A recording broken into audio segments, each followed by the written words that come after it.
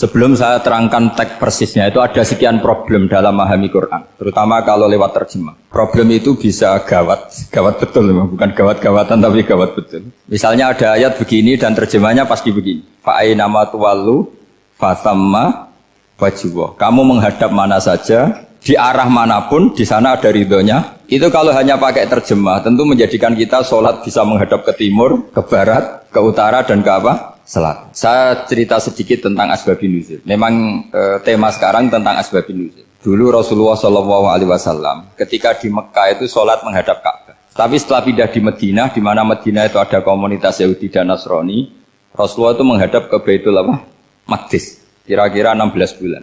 16 sampai 17 bulan. Semua riwayat itu kisarannya hanya 16 sampai berapa? 17 bulan.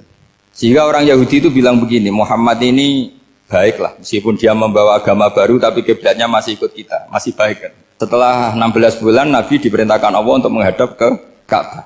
Fawal liwajhaka syatral masjidil haram. Maka orang Yahudi itu berontak. Berontaknya adalah kiblat mereka ditinggalkan. Cara berpikir orang Yahudi itu kiblat mereka ditinggal. Sehingga mereka bilang mawallahum an qiblatihimul lati kanu 'alaiha. Apa yang menjadikan umat Islam berpaling dari kiblat Baitul Maqdis. Kemudian mereka provokatif betul. Ini perlu diperjelas. Provokatif. Bilang begini. Inna Muhammadan tahayyara fi din. Muhammad ini bingung dalam beragama sehingga habis ngomong A ngomong B, habis kiblat Ka'bah, kiblat Baitul Maqdis. Sehingga dalam banyak tarikh disebutkan peristiwa kiblat itu terbanyak melahirkan orang murtad. Orang yang keluar dari Islam gara-gara provokasi orang Yahudi. Muhammad tahayyara fi din. Muhammad itu bingung dalam menentukan pilihan apa? Beragama. Kemudian walhasil singkat cerita akhirnya Nabi itu madhep Ka'bah. Apa yang terjadi mukjizat itu adalah bahwa agama ini agama yang mewakili semua agama sebelumnya yang masih orisinil. Yaitu Nabi akhirnya berargumentasi Ka'bah adalah kiblat yang asli, yang lebih tua. Terus mereka tanya buktinya apa? Dijawab oleh Quran fihi ayatum bayyinatum maqamu apa? Ibrahim. Ka'bah bukti tertua adalah di situ ada makam Ibrahim. Makam itu jejak kaki. Ya kalau bahasa Indonesia makam itu kuburan. Kalau dalam bahasa Arab makam itu jejak apa? Jejak kaki. Sehingga diketahui oleh sejarah dibuktikan di situ ada jejak kaki siapa? Nabi Ibrahim. Sementara nisbatnya Baitul Maqdis itu adalah kepada Nabi Musa dan Nabi Harun. Yang ini adalah turunan dari Nabi siapa? Ibrahim. Hikmahnya apa? Begini, sebagai bukti bahwa Baitul Maqdis pernah menjadi poros Islam atau poros Tauhid, maka Nabi Muhammad pernah disuruh menghadap ke Baitul Maqdis. Buat inget-ingetan kalau ini pernah menjadi poros apa? Tahu? Tapi tetap tua-tuaan masih tua apa? Nah, kenapa tua Ka'bah tadi? Karena Ibrahim adalah Abul Anbiya, bapak dari para. Dan di situ ada jejak kakinya. Fihi ayatum bayyinatum maqam. Bukti itu belum cukup. Dibuktikan lagi bahwa Ismail kecil itu hidupnya di Ka'bah. Kita tahu sa'i bainas Safa wal Marwah adalah karena Siti Hajar sedang mencari apa? Jadi ada bukti sekian, bukti empirik bahwa Ibrahim itu kiblatnya itu Ka'bah, bukan Baitul.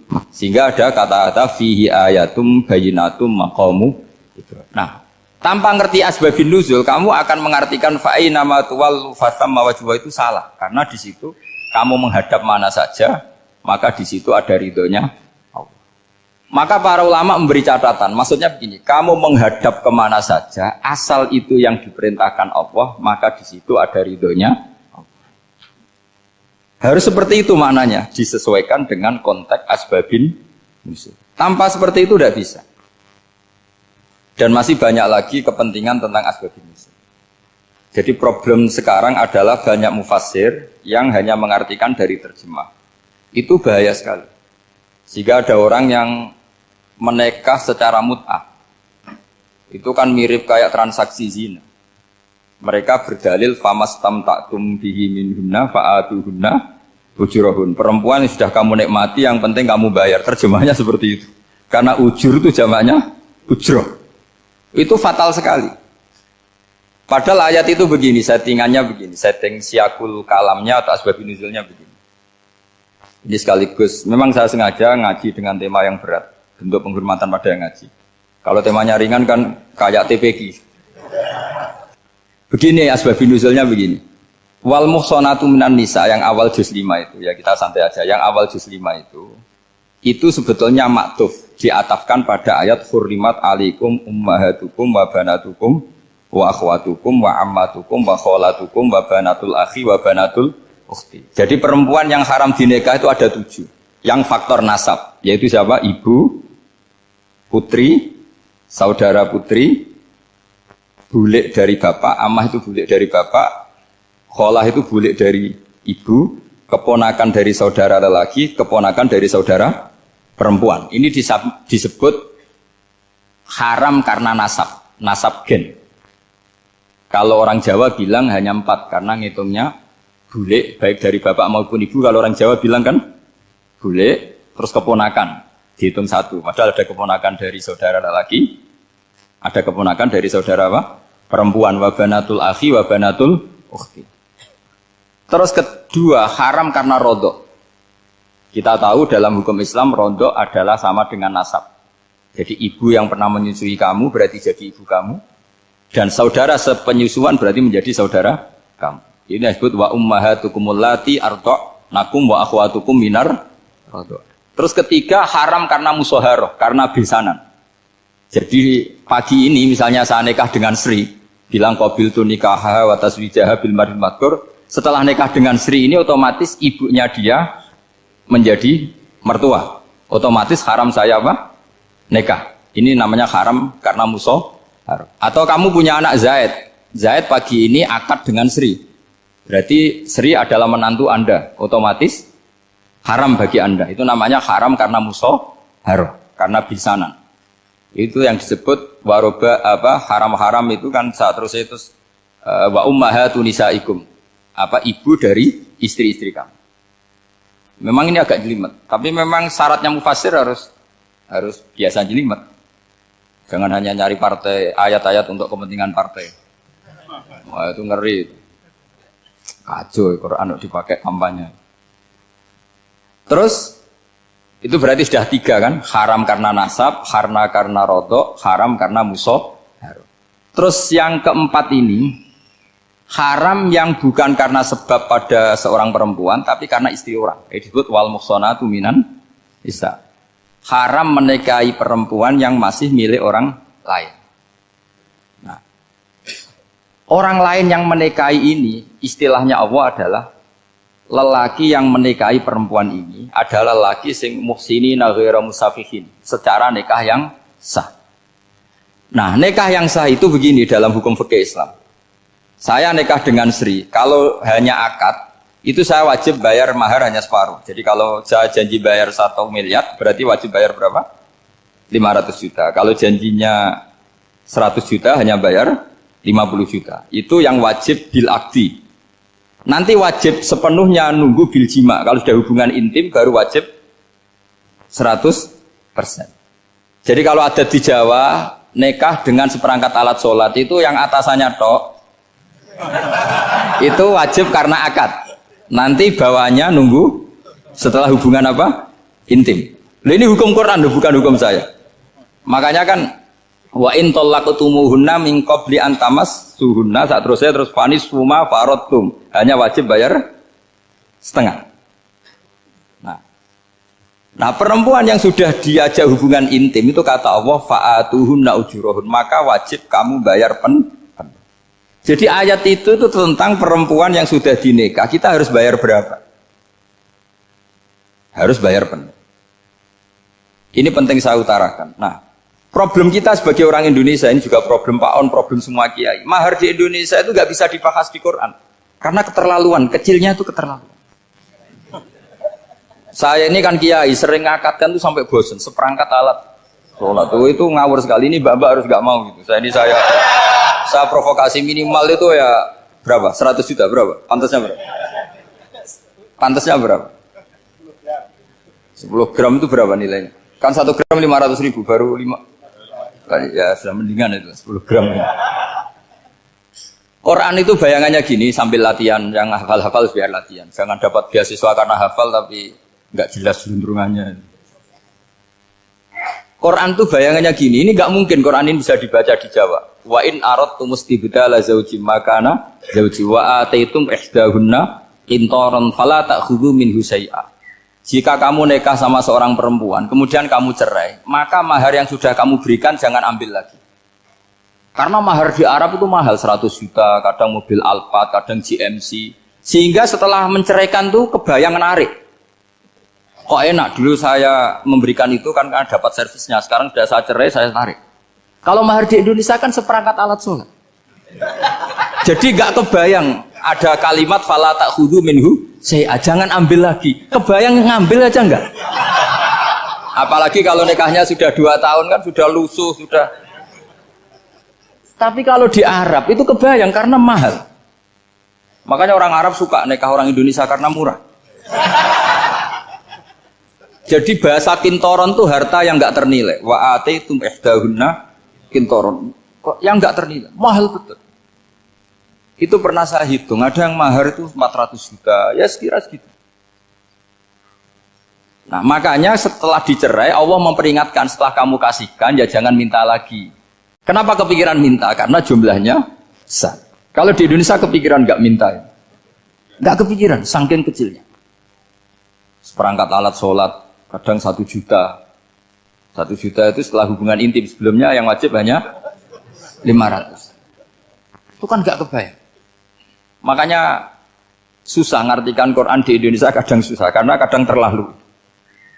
Itu pernah Sayyidina Umar radhiyallahu anhu pernah bilang begini, wahai para perempuan, mahar itu jangan mahal-mahal, kasihan para lelaki. Itu ada perempuan alimah ya, orangnya alim betul, meskipun nggak pernah sekolah di UI, tapi alim gitu. Itu usul langsung gini, ya Amirul Mukminin, laisa dzalika laka ya Amirul Mukminin, waqad qala ta'ala wa atitum ihdahunna qintaran. Kamu hanya seorang Amirul Mukminin, tidak berhak bikin aturan pembatasan mahar. Allah saja tidak batasi. Kenapa kamu batasi? Sehingga dulu yang namanya nikahnya Sulaiman Agung atau Jamaluddin siapa Ratu Agung, kalau hadiah ya sampai tas mahal itu. Ini kan dari bahasa Arab mumtaz mahal. Mumtaz itu istimewa, mahal itu tempat. Dia punya istri yang sangat dicintai, dikasih hadiah mumtaz mahal. Terus ilat Jawa jadi apa? Tas mahal. Itu sama Mujid Ulil Albab kalah. Itu kalau cerai kan kepikiran minta lagi. Dikasihkan yang baru. Tapi kalau di Indonesia tidak mungkin karena apa tadi? Seperangkat alat sholat. Begitu nyari yang murah lagi. Yang bagus kitanya, bungkusnya yang bagus. Nah, maka nggak mungkin kita maknani Quran tanpa mengenal yang bernama asbabin. Karena makna ayat itu bisa kacau kalau kita tidak tahu asbabin. Yaitu kayak tadi makna fa'ina ma tuwallu fasamma wajhuhu. Itu maknanya kan kamu menghadap mana saja, boleh saja di sana ada ridhonya Allah. Berarti kan bisa ke timur, ke selatan, ke utara, ke barat. Itu bahaya betul. Sehingga kata ulama harus mengkaji asbabin supaya porsi ayat ini sampai semana jauhnya itu kita tahu. Tanpa tahu itu tidak bisa. Begitu juga menyangkut kiblat. Sekarang saya tanya, kemarin kan ramai dulu di Kemenak, kiblat semuanya diukur dengan GPS, terus beberapa masjid dikomentari salah. Karena diukur pakai apa? GPS. Kalau dalam bahasa falak disebut yaumarostil kiblat. Memang bisa diilmon. Tapi pertanyaannya begini, dari awal Allah ngendikan fawalli wajhaka syatral masjidil haram. Kamu yang penting sholat itu menghadap masjid. Masjid itu ya bangunan.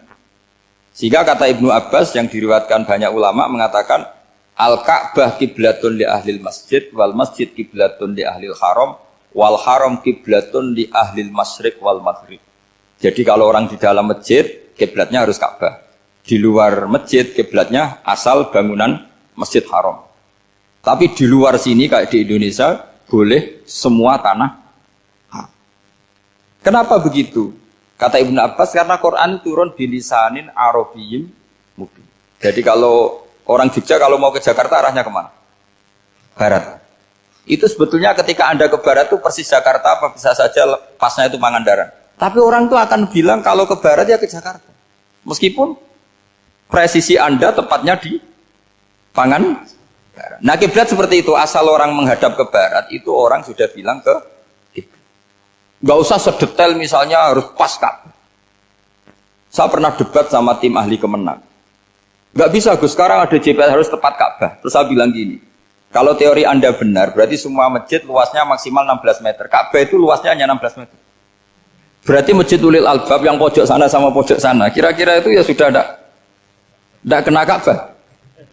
Kalau harus tepat, Ka'bah itu kan diameternya hanya 16 sampai 18 kalau nggak salah. Berarti semua masjid kalau ingin tepat Ka'bah harus pas 16. Kalau terlalu luas pilihannya harus cekung. Kan jadi aneh. Makanya saya itu sering Pak, dulu saya ini biasa debat fikih. Kalau di tradisi pesantren namanya basul masail. Saya punya teman yang paling kurang ajar, yang paling saya kenang dalam sepanjang sejarah. Dulu itu kalau debat fikih itu ya seru. Kalau aturan fikih kan gini, soft paling baik itu kan soft pertama. Baru kedua, baru ketiga. Yang paling keren kan soft awal, soft. Terus teman saya bilang gini Pak, ya kalau gitu gini aja Gus, desain masjid itu memanjang utara selatan. Biar semuanya soft awal. Gara-gara didesain begini kan ada soft 2, soft 3. Apa susahnya? Kita bikin mulai awal supaya masjid itu memanjang utara apa? Selatan. Supaya semuanya soft awal. Ya kalau ada hukum ya diimplementasikan dalam desain bangunan katanya. Jadi itu kan kacau. Terus akhirnya saya jawab, lalu setelah begitu yang paling afdol siapa? Yang dekat imam. Ya sudah, bikin cekung saja kalau gitu. Artinya gini ya, beragama itu yang sehat. Jadi beragama itu berdasar riwayat. Berdasar riwayat, pernah ada ulama yang hitung. Madinah menghadap Ka'bah itu ya tidak pas. Pernah dihitung pakai GPS. Kiblat Madinah ke Ka'bah itu ya tidak pas. Tidak seperti yang pernah dianjurkan Kemenak. Karena apa? Agama ini ngikuti bilisanin arabiyyin mungkin. Seperti jenengan gini. Semua ini istilahnya apa? Menghadap Gus Bah. Padahal ada yang agak sana, agak sana. Semuanya ngaji sama siapa Gus Bah? Ya sudah. Istilahnya bertatap muka. Memangnya kita benturan. Ini bahasa. Jadi seperti ini semua namanya apa? Beradab. Padahal ada yang agak samping, agak samping. Ka'bah juga gitu. Sebenarnya tidak se-ekstrim yang dibayangkan orang-orang. Cuma kalau bisa tepat, ya kita harus tepat. Tapi tetap saja tidak perlu 16 apa? Meter. Nah, fa'aina ma tuwallu fathamma wajhuhu itu artinya menghadap. Menghadap itu menghadap arah. Makanya Allah tidak ada fawal liwajhaka nahwal Ka'bah, tapi fawal liwajhaka syatrul Masjidil Haram. Jadi ini penting saya utarakan supaya kita familiar dengan istilah-istilah Quran. Istilah Quran itu gampang sebenarnya. Kalau kita kaji itu gampang. Problem kita tidak pernah mengkaji. Jadi semuanya asing. Kalau kita mengkaji itu gampang sekali. Saya punya sekian cerita betapa pentingnya mengkaji Quran. Harun ar-Rasyid itu dinasti Bani Abbasiyah. Itu pinter sekali. Ada seorang ustadz yang agak ekstrim. Itu datang ke Harun ar-Rasyid. Ya Amirul Mukminin, inni nasihun laka famusaddidun alaika. Fala tajidanna alayya fi nafsika syai'an. Saya mau nasihati kamu, tapi saya mohon jangan masukkan hati. Karena nasihat ini penting. Tapi saya akan keras, vulgar. Akan keras, kritik saya akan keras. Karena Anda sebagai Amirul Mukminin tidak pedes. Apa kata Amirul Mukminin Harun ar-Rasyid? Uskut ya Ustadz. Nah, sebagai riwayat uskut ya jahil. Kamu itu Ustadz bodoh, tidak usah banyak omong. Terus kita, kenapa saya bodoh? Terus dibacakan ayat faqula lahu qaulal layyina la'allahu yatadzakkaru aw yakhsha. Inna Allaha ta'ala qad arsala man huwa khairun minka ila man huwa syarrun minni. Wa ma'a dzalika qala ta'ala faqula lahu qaulal layyina. Allah pernah menugaskan seorang yang lebih baik ketimbang kamu, yaitu Musa dan Harun. Musa dan Harun adalah seorang nabi. Kepada orang yang lebih buruk ketimbang saya, yaitu Fir'aun. Itu saja etikanya faqula lahu qaulal lainan. Kamu kalau ngomong yang halus, yang baik, yang berperadaban, kok kamu sama saya mau kasar? Akhirnya ustadznya ternyata pinter kamu, yes pinter aku. Jadi semudah itu. Allah itu menugaskan orang yang lebih baik ketimbang kamu, yaitu Nabi Musa, kepada orang yang lebih buruk ketimbang saya, yaitu Fir'aun. Itu saja ada etikanya. Kok kamu sama saya mau tambah etika? Mau main kasar hanya karena kamu merasa nasihat Anda benar? Jadi gampang sekali memahami Quran. Tapi lagi-lagi memang bagi ahlinya. Tapi ini saya bantu supaya sampean jadi ahli apa? Quran. Meskipun ngajinya sebulan sekali. Sudah sebulan sekali tidak punya kitabnya. Sudah. Jadi ulama dulu kalau belajar Quran itu gampang sekali. Saya berkali-kali cerita. Yang kitab saya baca di rektorat namanya Syajaratul Ma'arif. Itu kalau cerita bikin judul itu enak sekali. Babuna fil ibad bikulil bilad. Bab seseorang di mana saja hidupnya harus bermanfaat. Terus dalilnya itu hanya mengutip makalahnya Nabi Isa, wa ja'alani mubarakan ainama kuntu. Ciri utama seorang nabi apa? Saya di mana-mana adanya berkahi orang lain. Jadi berkah bagi orang lain. Maksudnya tidak jadi problem bagi orang lain. Artinya kamu hidup entah di Jogja seperti Pak Ono orang Jember, saya orang Rembang. Hidup di Jogja manfaat, di Jember ya manfaat, di mana-mana manfaat. Saya pernah di Korea seminggu ya manfaat. Saudara kita TKI yang di Korea ya manfaat, di sana bikin masjid, bikin apa. Karena ngendikane Allah menceritakan Nabi Isa siapa? Wa ja'alani mubarakan ainama kuntu. Saya adalah orang yang di mana-mana berkah. Artinya manusia eksistensinya harus seperti itu, hidup di mana saja berkah. Gampang sekali memahami Quran. Pernah Imam Syafi'i ditanya, kalau kamu nggak kehilangan air atau nggak ada air di satu daerah, cari-cari dulu sampai nggak ketemu. Setelah nggak ketemu air, baru kamu boleh tayam. Imam Syafi'i ditanya, apa dalilnya harus mencari dulu? Kalau nggak ada air ya langsung tayamum saja. Kenapa harus nyari-nyari dulu? Jawabnya Imam Syafi'i itu gampang sekali.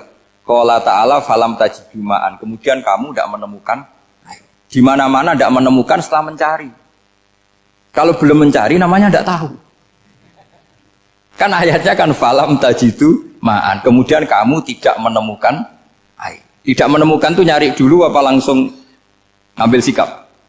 Nyari dulu baru kesimpulannya tidak ketemu. Kalau belum pernah nyari namanya tidak tahu. Segampang itu ulama dulu memahami Quran karena konstruksinya utuh. Yaitu mereka tahu betul bahwa Quran itu bilisanin Arabiyim. Ketika Futuhat Syam. Syam dulu itu dikuasai tentara Romawi. Era Sayyidina Umar Futuhat. Yerusalem dikuasai tentara Islam. Itu awal Sayyidina siapa? Umar radhiyallahu anhu. Ketika Futuhat mau ada pesta besar-besaran. Tapi Umar menolak. Ketika menolak, kenapa Anda menolak? Beliau hanya membaca ayat innallaha ta'ala ayyara qauman faqala adhabtum thayyibatikum fi hayatikumud dunya. Allah itu mengkritik satu komunitas kaum yang zaman di dunia menghabiskan semua kenikmatan. Maka kita tidak perlu syukuran besar-besaran. Jangan-jangan jatah kita di akhirat kita habiskan di dunia. Itu adhabtum thayyibatikum fi hayatikumud. Semudah itu. Semudah itu ulama. Rasulullah pernah dahar, pernah makan. Makan karena 3 hari gak makan, cara Indonesia gak makan nasi, gak makan daging, sudah lama sekali. 3 hari Nabi itu hanya makan kurma dan air putih. Pernah Nabi gak makan roti sampai 3 hari. Kalau Indonesia mungkin gak makan nasi. Di hari ketiga, ada sahabat yang berbaik hati, Nabi disembelihkan kambing, dipotongkan kambing, Nabi disuruh dahar. Itu baru dahar setengah piring, Nabi berhenti. Ketika ditanya, setengah piring itu kan sudah kuat. Untuk sholat, untuk apa sudah kuat. Ditanya, ya Rasulullah kenapa berhenti? Bukankah engkau tidak makan ini 3 hari? Nabi menjawab, walatus alunna yauma idzin anin naim. Semua nikmat yang saya rasakan nanti ada pertanggungjawabannya. Makanya saya tidak ingin banyak-banyak. Wah itu kalau diterapkan di sini nggak populer. Makanya saya tahu gayanya ngaji Quran itu nggak siap dengan konsep-konsep Quran ini. Jadi segampang itu orang dulu. Nah karena apa ya itu tadi mereka tahu asbabun nuzul. Quran itu diturunkan dalam konteks apa, lafadz ini arahnya kayak apa, mutlak muqayyadnya kayak apa, muhkam mutasabihnya kayak apa, nasah mansuhnya kayak apa. Nah sedikit saya cerita ini mungkin contoh terakhir supaya agak lama-lama, nanti bingung kalau lama. Yang bingung ya saya, bingung cara memahamkan. Jadi kalau guru itu kan bingung cara memahamkan, kalau murid bingung cara memahami.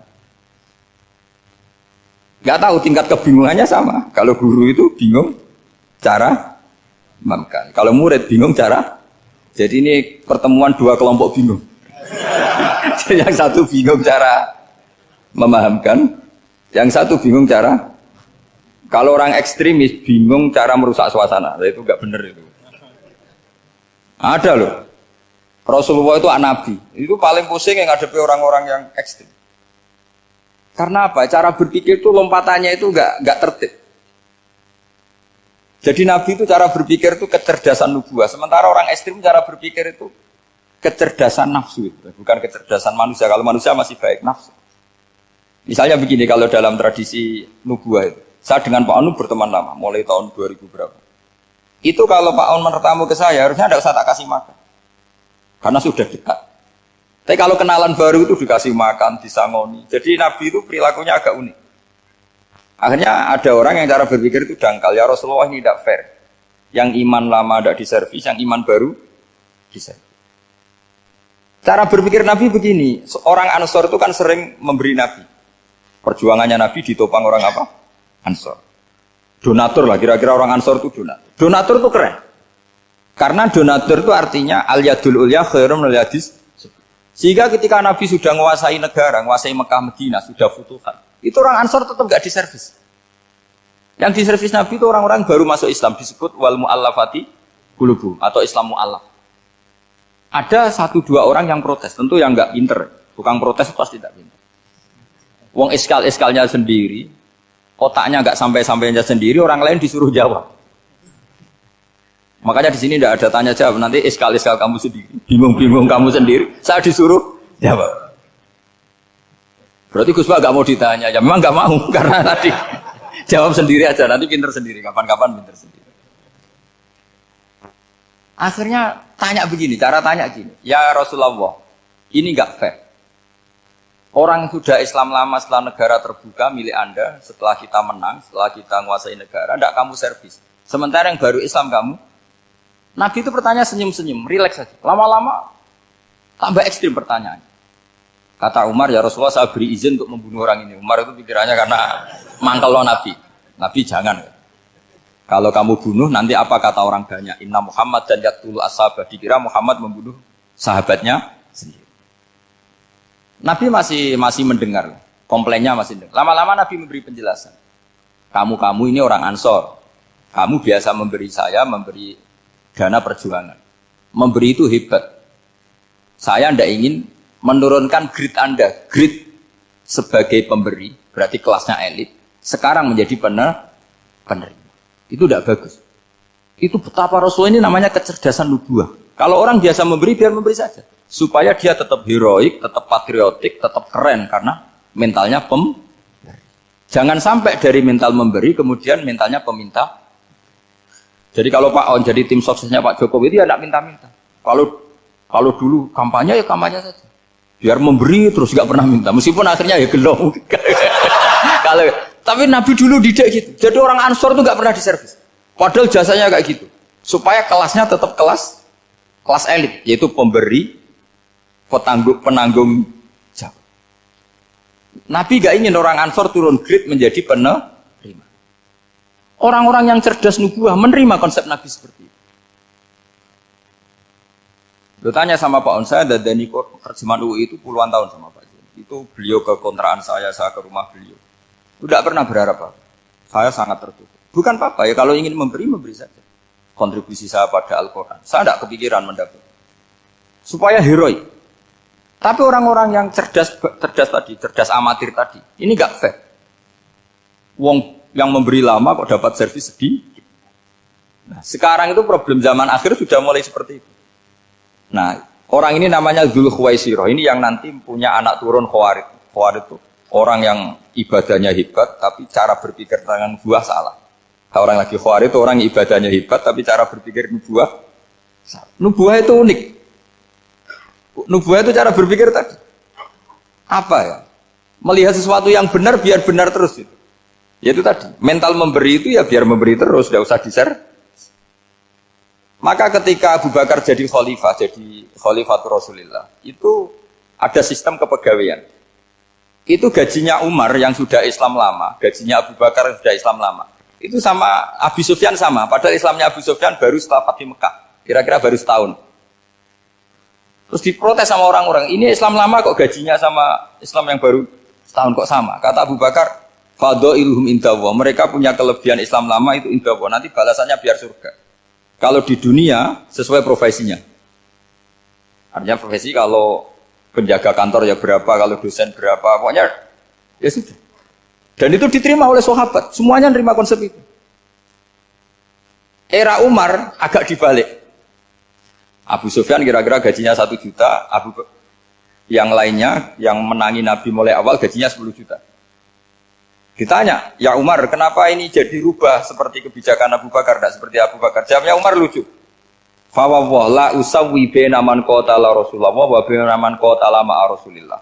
Demi Allah saya tidak akan pernah menyamakan orang yang dulu merangi Rasulullah yaitu Abu Sufyan dengan orang sing selawase dari Rasulullah yaitu Sayyidina Ali dan sebagainya. Ini penting. Artinya ketika gajinya orang saya seperti Ali radhiyallahu anhu itu tinggi itu bukan karena lamanya Islam, tapi karena lamanya iman. Jadi mulai dulu ijtihad itu ada dan dulu dia biasa saja. Karena tadi ada kecerdasan nubuah. Saya ulang lagi, ada kecerdasan apa? Sekarang itu kecerdasan tomak atau kecerdasan nafsu. Itu kalau sampai ngaji kitab tasawuf, itu bab bakhil itu tidak ada. Menurut kitab tasawuf, medit itu tidak ada, kikir itu tidak ada. Yang ada itu tomak. Tomak itu berharap dikasih orang lain. Sampai pernah nggak bilang kalau artis-artis di Jakarta kikir? Tidak pernah kan? Karena kamu tidak pernah ingin diberi. Tapi kalau kamu punya pacar karena kenal tidak pernah ditraktir, oh pacar saya kikir. Karena kamu ingin diberi. Pernah nggak kamu ngukumi orang lain kikir yang nggak kenal? Padahal tidak pernah memberi kamu. Apa kak? Karena kamu tidak pernah ini. Coba sekarang kamu saya tanya, ini latihan cerdas. Definisi kikir itu apa tuh pak? Nggak pernah memberi kamu kan? Artis-artis Jakarta, tokoh-tokoh nasional pernah nggak memberi kamu? Enggak kan? Tapi tidak pernah kamu vonis kikir karena kamu tidak pernah tomak. Tapi pacar kamu kok amin ditraktir terus, atau istri kamu atau mertua kamu kok tidak ngasih warisan, kamu bilang kikir enggak? Sebabnya kikir betul apa karena kamu tomak berharap? Tomak. Maka di kitab tasawuf itu enggak ada bab kikir, yang ada bab tomak. Karena asal usul menvonis orang kikir itu karena tamak. Maka jangan banyak kenal orang, nanti banyak hukum kamu kan. Sombong juga gitu, di tasawuf itu enggak ada bab sombong. Karena orang hukumi orang lain sombong itu karena kamu ingin dihormati. Ada orang enggak kenal, terus lewat saja enggak tanya kamu bilang sombong enggak kan? Tapi kalau kenal, oh sombong betul, kenal enggak tanya kan gitu. Jadi tasawuf itu sisi unik dari khazanah Islam. Makanya di tasawuf itu enggak ada kritik terhadap kikir. Ya tentu kikir itu buruk, pasti ya kikir itu buruk. Tapi enggak perlu dikritik. Jangan-jangan yang salah kamu.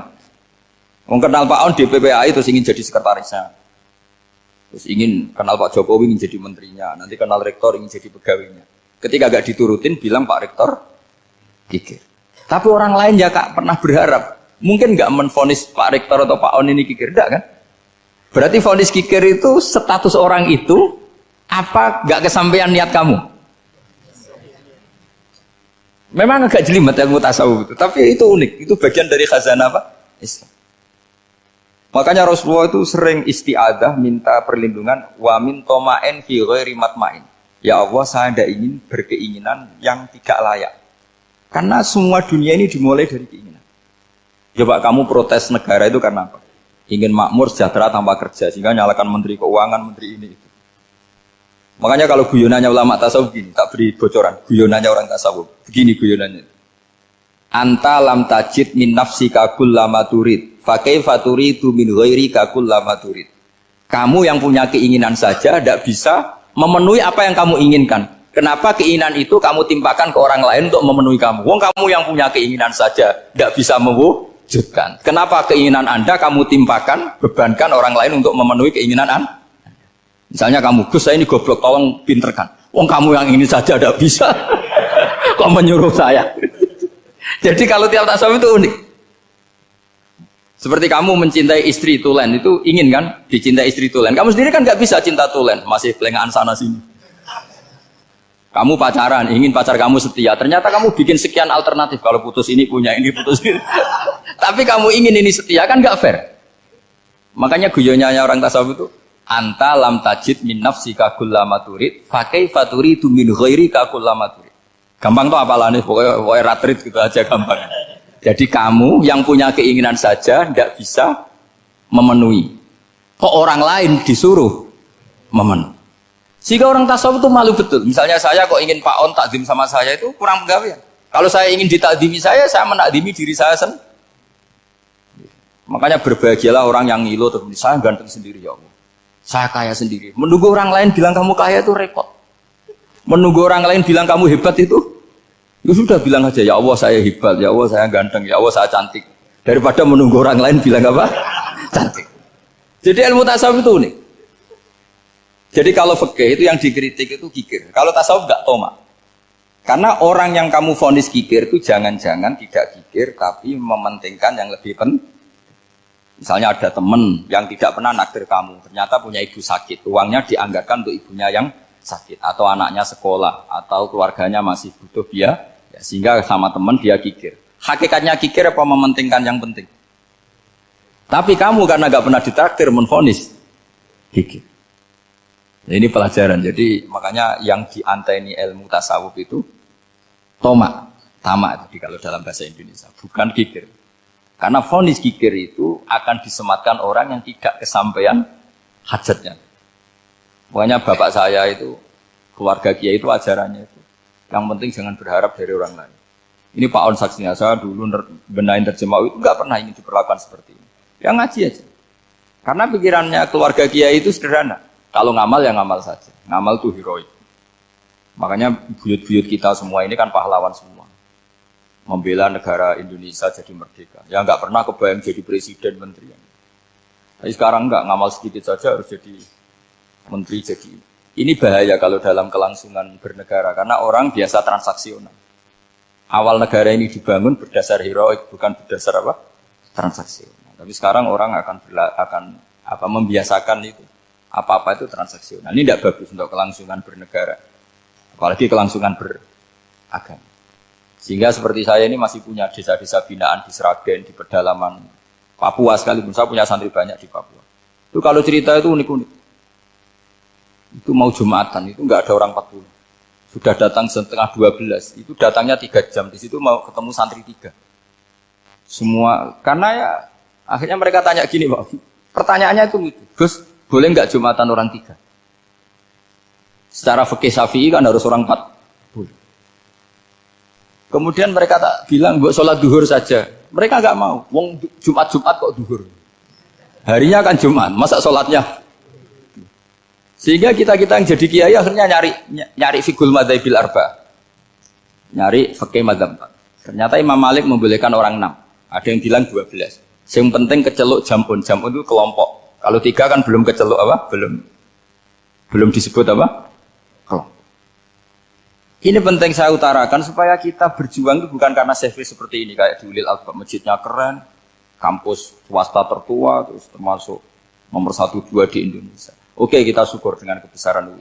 Tapi yang namanya dakwah itu menjadikan orang tidak tahu menjadi tahu, termasuk kepada desa-desa tertinggi. Sama. Yang namanya menteri itu pembantu presiden untuk memenuhi kebutuhan rakyat banyak. Sekarang misalnya menteri pertaniannya itu hebat, cerdas, tapi petani nggak mau nandur padi, mau apa itu?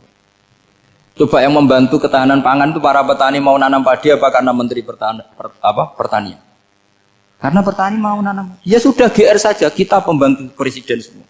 Karena ikut menyumbangkan ketahanan pangan.